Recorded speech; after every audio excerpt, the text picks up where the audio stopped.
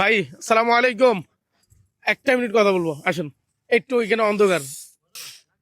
না না, এটার জন্য না তো, মানে কি বলতেছি, আপনারা চট্টগ্রামটাকে সুন্দর করার জন্য যেভাবে শ্রম দিয়ে যাচ্ছেন, তো আপনাদের মানে কি বেতন কেমন পড়ে এটা একটু জানতে পারি? 15,500 না? আচ্ছা, খুবই ব্যস্ত মনে হয় ভাই। আসলে উনি সিটি কর্পোরেশনের লোক। আর উনি আপনার জামাল খানকে খুবই পরিষ্কার পরিচ্ছন্ন ভাবে, মানে নিজের বাড়ির মতো পরিষ্কার করতেছে। তো ভাই, চট্টগ্রামের মধ্যে সবচেয়ে সুন্দর জায়গা কোনটি?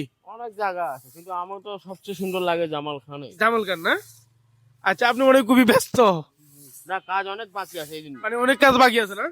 আর রাইতের বেলা দিন হইলে আধা ঘন্টা বসেও কথা বলা যায় তো।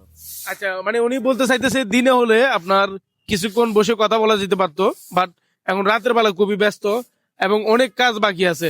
তো ভাই, একটু ভিডিওটা ওইখান থেকে নেন, ওই সাইড থেকে মনে হয় একটু ক্লিয়ার আসবে।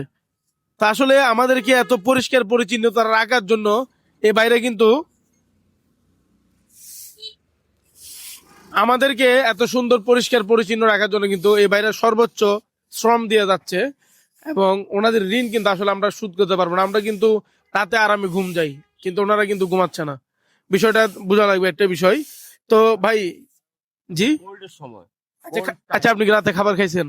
না, নট ইটিং। আমি কি খাবারের ব্যবস্থা করে দিব? না, লাগবে না, থ্যাঙ্কস। কেন ভাই? আমি বাসায় গিয়ে গান শুনতে ফ্রেশ হয়ে খাবার খাবো। আচ্ছা, বাসায় কখন যাবেন?